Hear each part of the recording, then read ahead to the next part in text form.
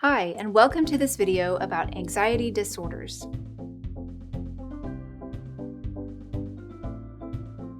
Anxiety can take on many forms. It can range from being frightening for the patient and their loved ones to being debilitating. It has physical manifestations as well as emotional and psychological.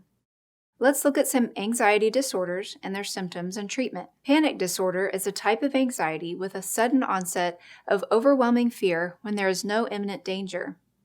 Panic disorder carries physical symptoms such as rapid heart rate, chest and stomach pain, difficulty breathing, weakness, dizziness, sweating, feeling hot or cold, or having tingly or numb hands. You can imagine how frightening the symptoms alone can be. It has been described as an overwhelming feeling of losing control. It can strike the patient unaware at any given time. The symptoms a patient experiences are often called a panic attack. Panic disorder is more common in women and typically starts in younger adults. Treatment consists of psychotherapy, such as talk therapy, behavior modification, and antidepressants. The most popular types of antidepressants are called selective serotonin reuptake inhibitors, or SSRIs. Examples of SSRIs include fluoxetine, citalopram, sertraline, paroxetine, and escitalopram. Specific phobia is a strong, irrational reaction of fear to an object, place, or situation, which can disrupt activities of daily living.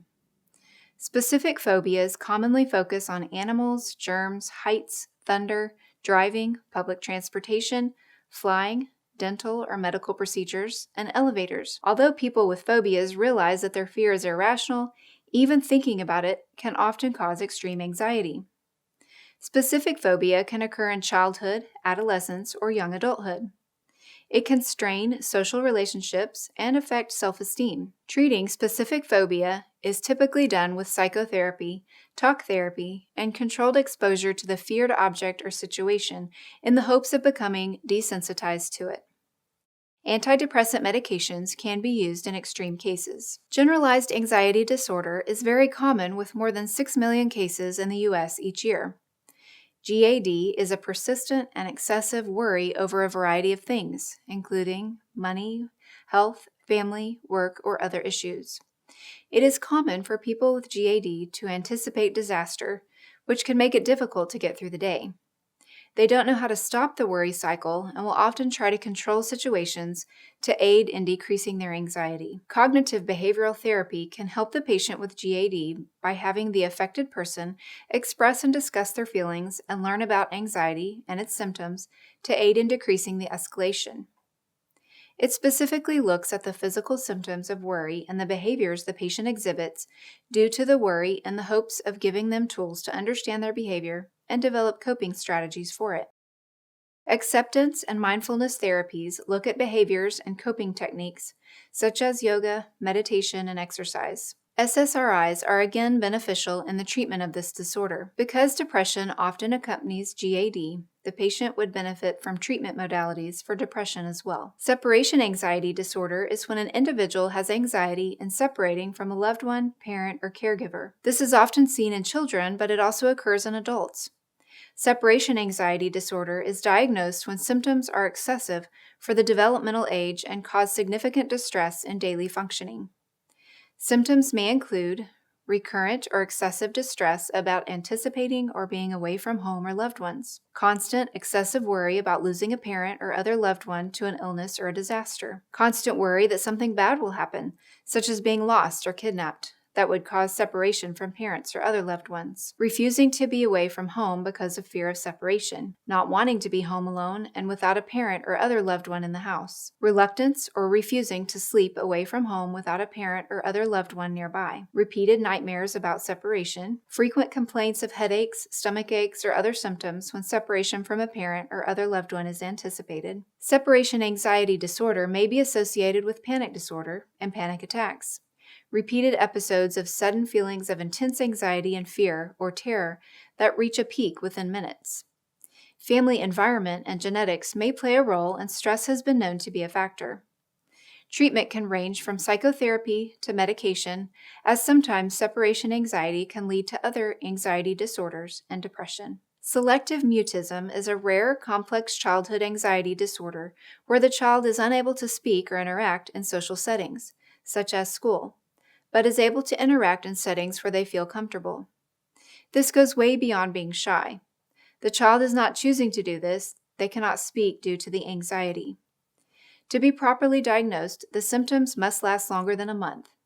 A therapist will rule out physical causes such as speech and language pathologies and hearing loss and work with the child to model behaviors. They might have the child watch videos of them speaking with others or have them slowly introduced to the scenarios that are causing the mutism. Social anxiety disorder, also known as social phobia, has the defining characteristic of intense anxiety or fear of being judged, negatively evaluated, or rejected in a social or performance situation. At the thought of a social situation, these individuals suffer physical symptoms such as rapid heart rate, rapid breathing, and sweating, and will use avoidance as a coping mechanism. This disorder affects 15 million Americans and is the second most commonly diagnosed anxiety disorder. The extreme symptoms of social anxiety disorder can wreak havoc on activities of daily living, as the person may avoid jobs, schools, or social settings necessary to function in the world. There are treatments available, but only about 5% of people with the disorder seek treatment right away, while most suffer for years before seeking treatment. Treatments such as talk therapy, cognitive behavioral therapy, and if necessary, antidepressant medications help patients live with this disorder.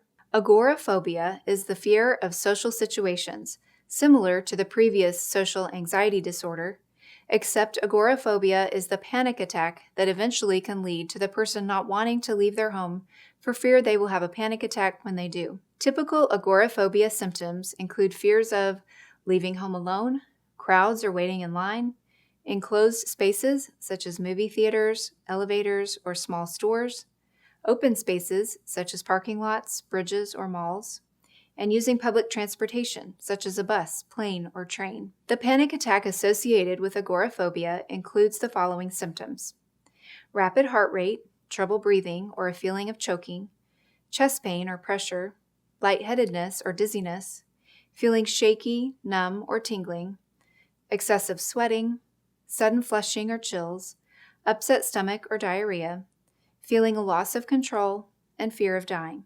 Agoraphobia usually starts in late teen or early adult years before age 35 and is more common in women. Risk factors include another anxiety disorder, depression, and drug or alcohol abuse. Psychotherapy and antidepressants are the treatments for this disorder.